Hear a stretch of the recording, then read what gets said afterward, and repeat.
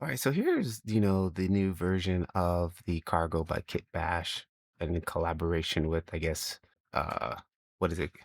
GrayscaleGorilla. So I have a GrayscaleGorilla account, which came with my yearly subscription to the studio version of Octane, which is really nice, old toy. So one thing when I noticed when I went to these, for example, one of their, I'm going to go to for actually GrayscaleGorilla for the moment, because that's my main go-to. And let's say, for example, I have this kit, which I think these are really nice, like little desk things here. So I've already downloaded this one. But one thing where first I'm using Blender 5.2, and it really, the integration is really cool. Like when it updates, all I have to do is just fire up Blender. Again, I'm using Octane, and it pretty much works. But here is the add-on, right?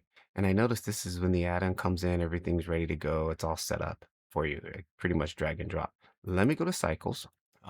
There, now I'm in cycles, okay? And watch what it does here. Okay, so let's go to cycles, settings, import with collection instance. It's off. Interesting.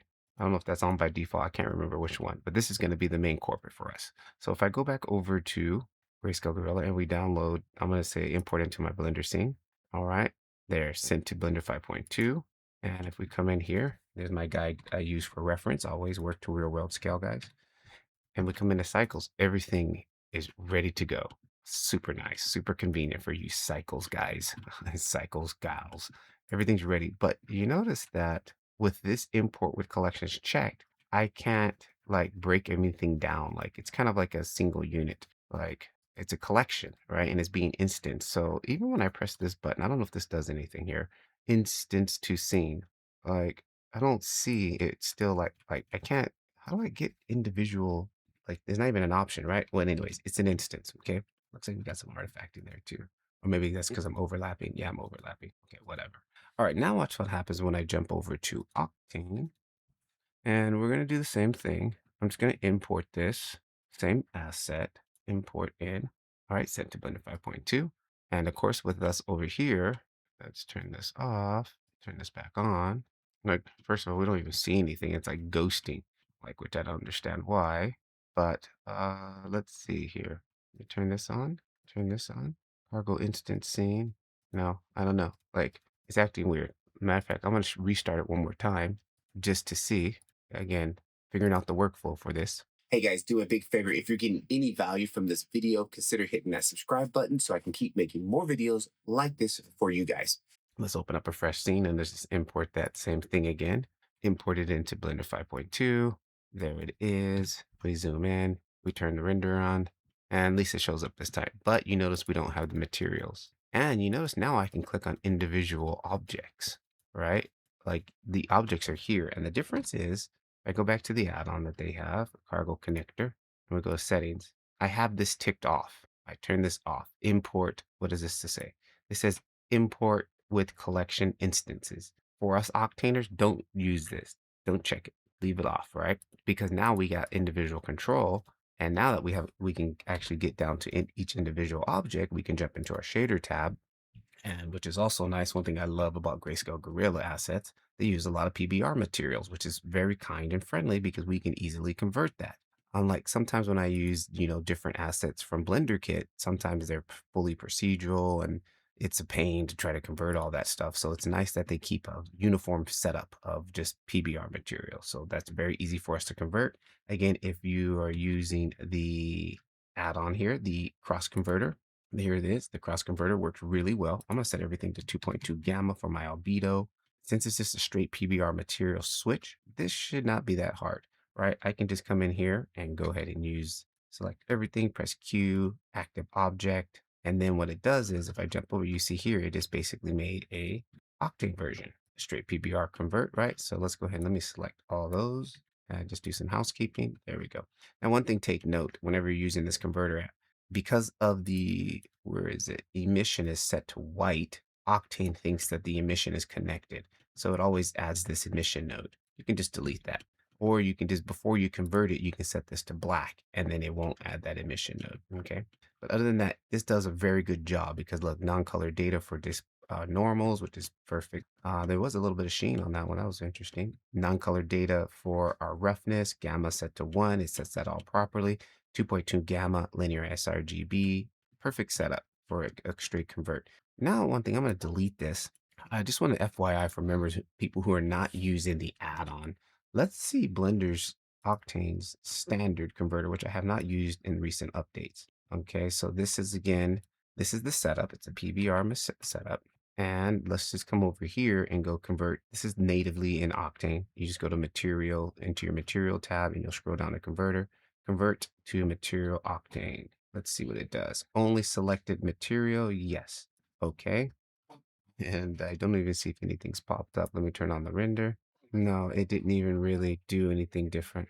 And it seems like it didn't convert it. So I don't know. That's why I just end up using the cross one. Unfortunately, this is paid, guys, but it works really well. And if you're a avid Octane user, it's well worth it. If you are a member of my Blender Octane School community, you do get a little bit of a discount. If we scroll down here to right here, there's our converter. This is the one. You get like $5 off. So I'll make sure to put the link down to this add-on.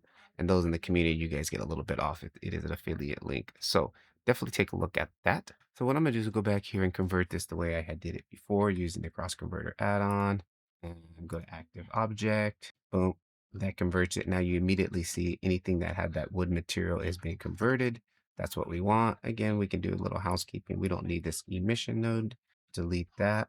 And then let's come in here and just going to grab all this. And I make this, select arrange node, and then I'm going to delete the cycles one out of this. When we're working in Octane, we don't need that. So vice versa. If I was working in cycles and I had Octane nodes in there, I would delete them out just to keep the render engines playing friendly. Now, let's go ahead and convert everything else. So again, we can just click on this one thing here. Matter of fact, I could go back to the add-on and say, where is it? I think we have all objects. Let's try all objects. Convert all objects. And it didn't do it, but whatever. Let's go ahead and delete this. And then I'm going to just grab this next object, active object, grab this next object, active object. There is a way you can do everything, like, but I just keep it. It's easier for me to work this way. Keep an eye on each individual thing, make sure nothing's being missed. All right. So boom, we've got that all converted. And now basically we are back where we started, how it looked in cycles. And now we have it all converted for Octane. And again, that is just due to the fact that the guys down at GrayscaleGorilla have a very nice uniform system that they always, the PBR materials that helps us easily convert things. I know a lot of people are wondering like what assets to use. I would definitely recommend. I know they're pricey, but it's well worth it because everything is going to be top notch, right? Okay, so that's everything. Let me finish cleaning this up. We want to make sure we take all these cycles nodes out. And then I like to just do some node housekeeping, arrange it there, undeleting nodes, unnecessary nodes. This just keeps our workflow and our render engine happy. If it's not being used, we don't need that extra data being compiled in the background. So I already converted that, and that's everything. So there it is. That's how that works. Now I want to see if this same setup works when we're using any of the, what is the other the cargo? What is the other thing here? KitBash. If you guys are getting value from this video, consider hitting the subscribe button. It's free and it helps me keep going and keeps me making more stuff for you guys to understand Blender Octane. So I do have a couple of KitBash assets here. Let's go into KitBash and then let's go to kits. Is it kits? Model kits? Yes, it is. I do have a couple of that I owned. Ghost Realm, and then I know one came with my Otoy subscription. This Brutalist kit came with that. So let's try doing the same thing with this. I like to first sometimes go back to cycles, right? And just to see how things look and how things work, make sure, let me come back over here to cycles and see, again, changing that difference in that setting. Again, here's that import as I have it ticked off. But in this case, I'm just going to leave it on because I don't really need it to be piece by piece. So I'm going to go back to Octane and clean it up anyways. So let's come here and let's just select a piece. I'm going to do a smaller piece and I don't want it to wait for it to download. On this trash can asset, we'll send that. I already have that downloaded. All right, boom, that has been sent. Now we come back here. Again, there's my guy Dennis to make sure that things are real world reference into real world scale. And there's our asset. So that's the Brutalist kit coming in. I don't know if that's right, but whatever. I'll have to go back and look at the reference image and see if that's correct. Yes, that is correct. Everything is pretty much, yep, that is correct. 1-to-1. Now, Octane, let's take that into Octane. again, now we're doing the instance, right? So I can't really jump in there, right? It doesn't even show me the material because we're instancing this. So if we go back over to Octane, bring this guy, bring it out of the way here. And let's go ahead and import that. Make sure you have import as collection asset instant off, turned off. And then we'll go back here, import that, send that to Blender, Blender 5.2. Boom, that is shot over. And don't see it. Yep, I don't see it. Okay. Yep, I don't even see it in the viewport. Let me try to send it in again. Send to Blender, 5.2 cent. Nope. Now, maybe it's because I already have sent it to this cycle one here. I don't know. Let's see. For now, I'm just going to delete my cycle scene. Keep it here. And then let's try it one more time. 5.2. All right, let's send it. Okay, not working. So worst case scenario, let's just restart. New file, clean setup. All right, we're in Octane. Let's send it again. All right, dude, that worked there. Okay, so it didn't like what was going on there before. All right, now let's turn on the lights and see what we got. Of course, no materials, right? Because it's cycles materials and we're working in Octane.